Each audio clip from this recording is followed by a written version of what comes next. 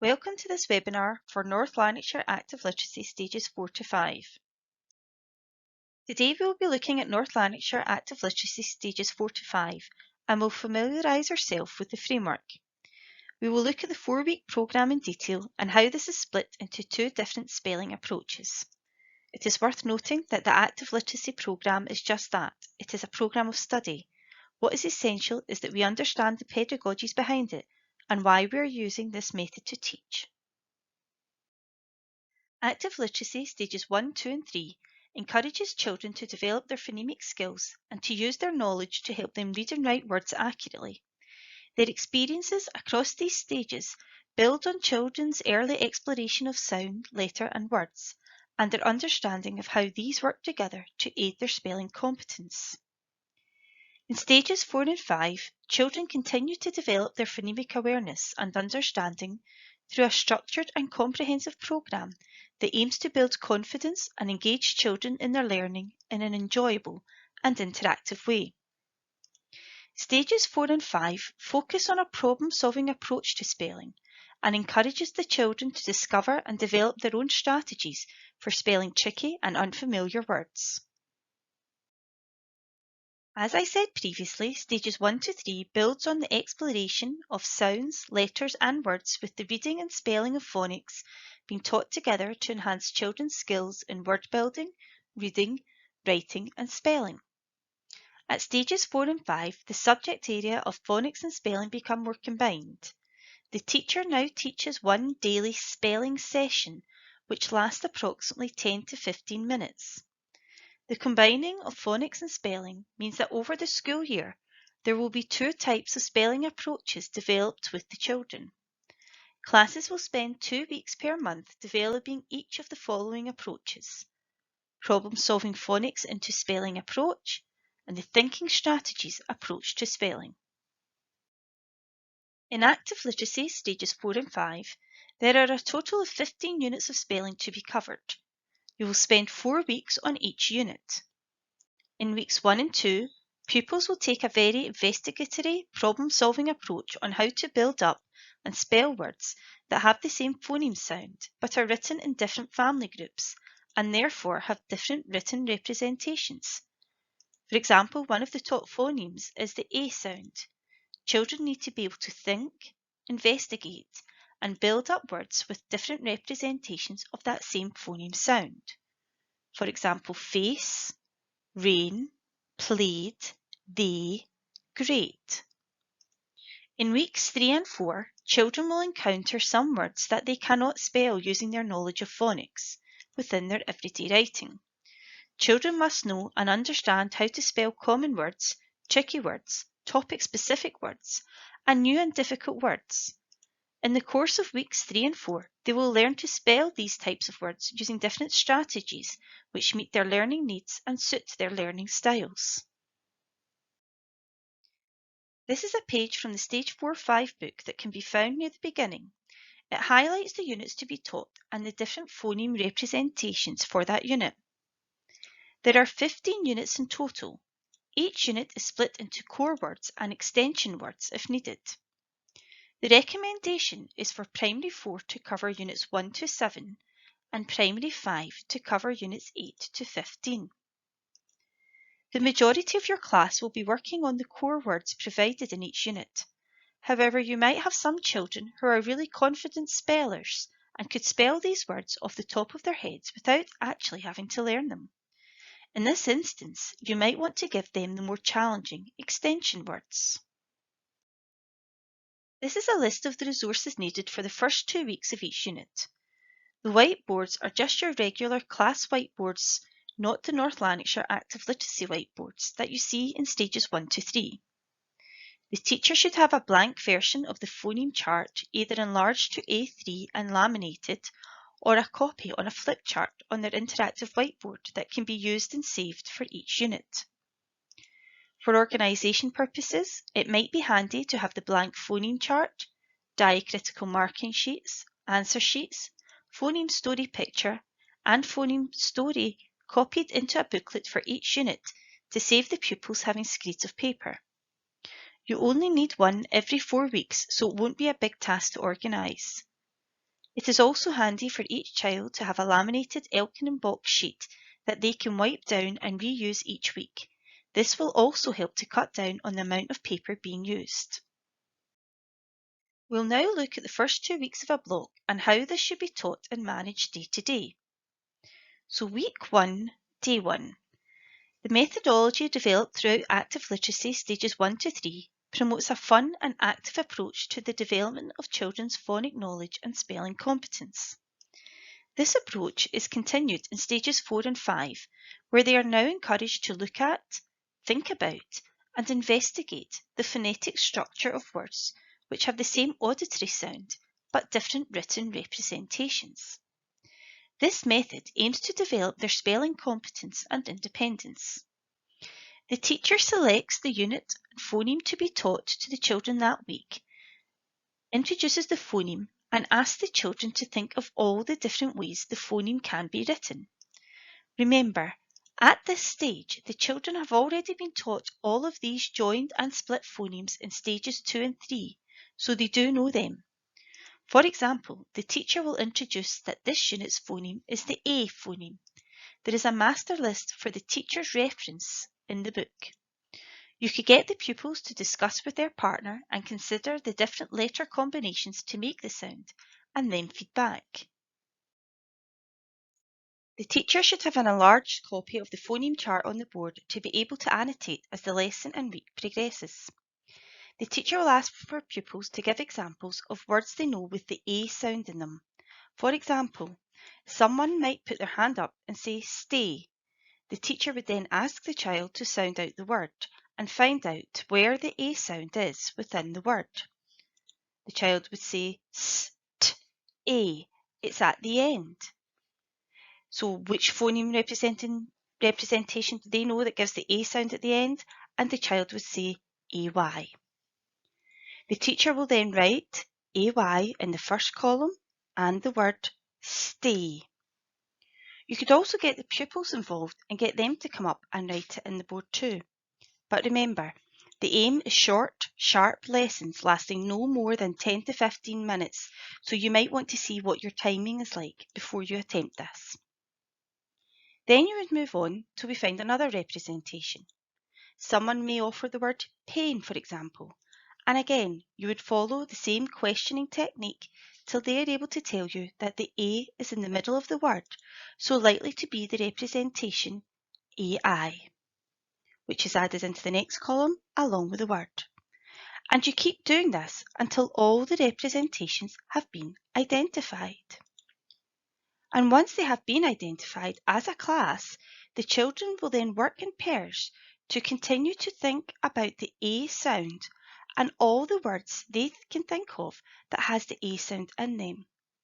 They can write these down on their whiteboards and then feed back to the class with the teacher adding them to the chart under the correct representation. Day 2 is when pupils will construct their own phoneme charts that was modelled by the teacher the day before. This can be done independently or in pairs. Children are encouraged to use dictionaries, etc. to spell words correctly. It's important that the teacher makes sure these words are spelt correctly on these charts, as that they will be used throughout the unit. A plenary is a good time to do this. Also, ensure that pupils are filling up each column and not just the easy ones, and make sure that they are kept for the remainder of the unit as they will be used again. On day 3, after the teacher has taken time to model the use of Elkin boxes with examples from this week's phonemes, the pupils will now do this independently with the remainder of the words. On day 4, the children work with their spelling partner on a look, think and investigate task, where they look closely at the word, think about the phonemes contained in the word, investigate the word with a partner using the Elkin boxes to record the phonemes. Another task for day 4 is to start reciprocal partner work using a few selected words at a time, i.e. one child acting as the caller or checker with the other child acting as the writer. The caller is expected to give advice to the writer on how to improve on any mistakes. The pupils would then reverse the roles. On day 5, dictation can be done one of two ways. One way is to do peer dictation, with children creating sentences for each other which contain the phoneme words of the unit, with the teacher providing sentences to scaffold if needed. Or, as recommended in the teacher's books, pupils can also take turns of reading random chosen words from the phoneme chart list, going along the columns. One partner could call 5 words, and then the roles could be reversed. The caller will check for accuracy each time before reversing roles. Elkin boxes, which are used on day 3 and 4, are a series of boxes used to allow children the opportunity to investigate and record each phoneme in a word. This is done after looking at the word, reading it aloud, and thinking about structure to separate single and joined phonemes. Children will come across words that cannot be recorded in an Elkin box. It is important that we give pupils the opportunity to investigate these words and why they can't fit in Elkin boxes. For example, the word mnemonic cannot be recorded in an Elkin box because of the silent M at the beginning, and M and N together are not a joined phoneme. We would hope that the pupils would know that, after investigating this, that to help them with the spelling of this word, they would use their spelling strategies to help. This is a grid of all the joined phonemes that are taught in active literacy stages 1 to 3 that children beginning stage 4 will know. If you are unsure of these joined phonemes, it might be handy to have a copy of this list on hand to support children when using Elkin boxes. A copy of this list is in the File section within the Literacy channel in Teams under Active Literacy Stage 4-5. Children are introduced to diacritical marking at Stage 4, and this is continued all the way through to Stage 7 if needed. It is a methodology of teaching children to revisit and utilise their previous knowledge and understanding of phonemes. It gives them the chance to become aware of and understand how letters and sounds come together to form words. Diacritical marking requires that the pupils are able to look at a word, listen carefully to it, and be able to separate each of the sounds as they are vocalised. It is also about encouraging the children to identify and use the single phonemes, joined and split phonemes within words to aid their spelling accuracy. On week 2, day 6 of the unit, the teacher will introduce diacritical marking using the unit's phoneme. It is important that teachers teach the methodology thoroughly and model how this is done. In a typical Day 6 lesson, the teacher will bring up the phoneme chart for this unit, which can be found in the teacher's book, and this is the same one that the children will use in pairs after teacher modelling. It is then a good idea to revise the diacritical marking code, which you will see in the next slide. This is where words are split into single, joined and split phonemes, and these are identified by marking dots, dashes and arches. The teacher should choose roughly 2 words per column from the phoneme chart and model how to diacritically mark these. The pupils will then work with a partner to select words and begin to mark them using the diacritical marking code. Once they have finished, the children should discuss with each other any parts of the word which they found difficult and think about or suggest an appropriate strategy to overcome the difficulty. The teacher will assess and provide feedback while the children work in pairs to correct their own marking using the answer sheet, which can be displayed on the board. This is a diagram of the diacritical marking code, which you may want to have displayed somewhere in your classroom. This image can be found from a simple Google search if you type in diacritical marking code. As previously mentioned, all single sounds are marked with a dot under the sound. Joined phonemes are marked by underlining with a line. Split phonemes are marked with a joining loop. You can see this quite clearly from the example on the slide of the word shape. This is an example of an answer sheet taken from the units in the teacher's book. This is what you would show the children for their self-assessment. The numbers in the column are the total number of sounds for each word. The remainder of week 2 looks like this. On day 7, the children are diacritically marking words and self-assessing. Pupils should continue with the diacritical marking from the day before, but this should be done independently of the teacher. If they complete the sheet, then they can move on to the phoneme chart from the previous week with their own generated words. On day 8, children can either write about the phoneme picture or highlight the different representations in the phoneme story. The phoneme story can be found in the teacher's book and should be photocopied and annotated as part of this activity. The children could highlight or circle or underline the phoneme representations contained within the words in the story. You can be as creative as you like with this activity. Day 9 is peer dictation. Children read the phoneme story together. They select paragraphs from the story which include common words containing phonemes with different written representations. One partner dictates the paragraph while the other writes them into their jotter. They then reverse the roles. It's a good idea to do a paragraph each rather than one person reading the whole thing before swapping, because as we know, most children work and write at different speeds, so some children might never get a turn. Partners mark each other's work and give oral feedback. Day 10 is an opportunity for own choice or fun spelling activity. This is a day for consolidation of all the teaching that has taken place over the previous 9 days. It is also an opportunity for teachers to assess pupil competence and to offer reinforcement where necessary. Strategy spelling is used for many words. However, it is of particular assistance when investigating and using those words which children cannot sound out phonetically. For example, words that cannot be spelled using their knowledge of phonics. Children must be led through a range of spelling strategies that were taught in the course of stages 1 to 3. They then need to be encouraged to investigate new words for themselves or with a partner to decide which strategy will help them or suit their needs. This will ultimately assist them to become more independent, successful spellers. Strategies are methods that children may use to solve a problem or complete a task, in this case, how they will correctly spell a word. Some of the possible strategies include syllabification, words within words, compound word, use an analogy, use a mnemonic, spelling rules if appropriate.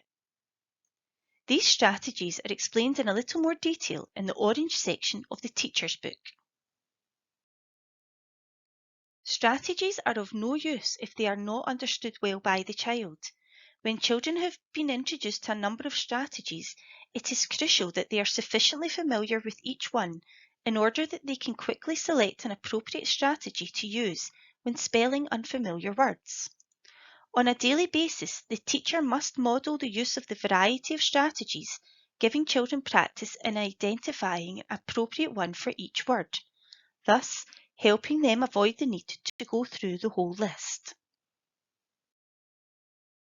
The spelling strategy methodology is developed over a 10-day period during weeks 3 and 4. If the common words in the stage 4 and 5 teacher's book are too easy for your more able pupils, the children will select their own 15 focus words.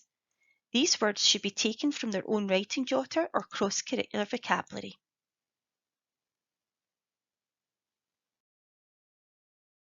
Of week 3, day 1 is a whole class lesson with the teacher modelling a few focus strategies. The teacher selects 2 or 3 words from the list and discusses what strategies they may use to help them spell these words. The teacher models one different strategy per word, thinking aloud, verbalising that thought process, which is very important for the pupils to see in order for them to do it themselves. Children use individual whiteboards and show an appropriate strategy for their words. They then share this with a partner. All children then practice the words on the whiteboards using an appropriately taught strategy. On day 2, revise the strategies that were used the previous day. Children or pairs of children, if they were working together, are selected by the teacher to model to class the strategies that they have used. More practice of the rest of the words is on a whiteboard. On day 3, children select their own fun task for individual practice. Examples of these can be found on pages 234 to 235 of the teacher book. These are things like rainbow spelling, fancy letters, cutting out words from magazines and newspapers, etc. On day 4, you repeat the same activities from day 3 using a different fun activity. Each pair work with a different pair to share their learning strategies. Emphasis at this point should be on discussing how they have learned the new words and the difficulties that they have encountered and overcame. Day 5 is dictation. Dictated sentences or paragraphs created by their spelling partners should be completed. These may need to be modelled for the first few weeks, or the teacher might need to scaffold for some individuals or groups. Week 4 is focused on spelling rules. Lists of the spelling rules to be covered can be found in the orange section of the teacher's book.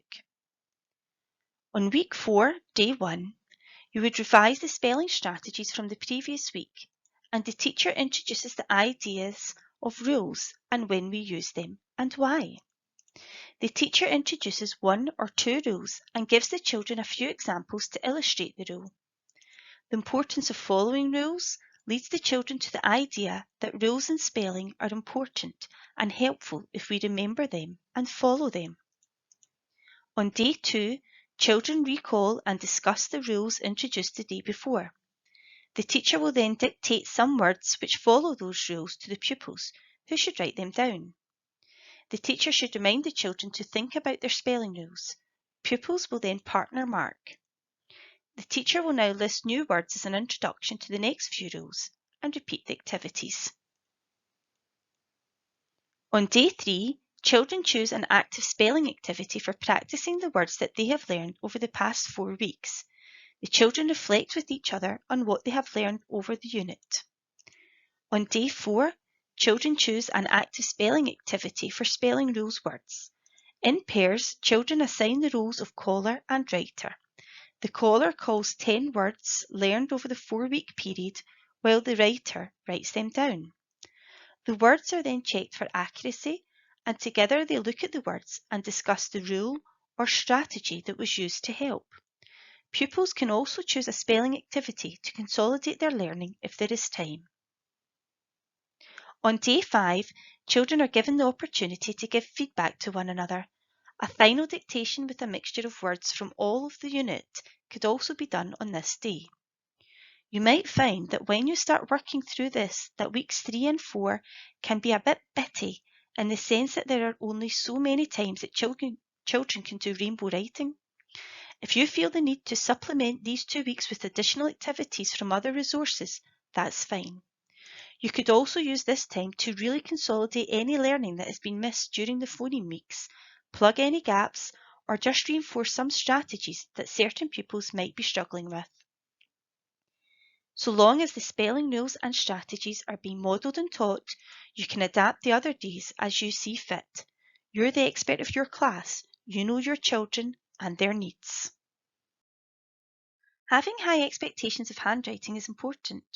Developing a fluent, joint style of handwriting is an important part of presentation, and the teaching of spelling and handwriting should be closely linked. For a composite class, this programme of work works well if your class are working within the same stage, for example, a primary 4-5 on stage 4-5. But if your composite class covers different stages, for example, a primary 3-4 or 5-6, then you have to consider classroom management to balance the different schemes. In most circumstances, the same methodologies are used, but with different phonemes. Try and keep the activities similar. Make sure all your groups have things to do, train your pupils, and perhaps think about the use of using task boards to keep everyone on task. There is a yellow North Lanarkshire book called Supporting Children with Literacy Difficulties at Early and First Level. As mentioned previously, the ideal is to keep the class together.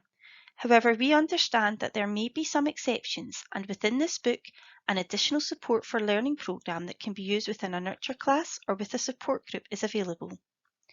This book also contains information on how to support children with visual and hearing impairments, EAL pupils, and children with an autistic spectrum disorder. Every school that uses this programme will have at least one copy of this book, as the books all come as one pack. Thank you for joining me for this webinar on Active Literacy Stages 4 to 5. The QR code will take you to a short forms to provide feedback. Thank you.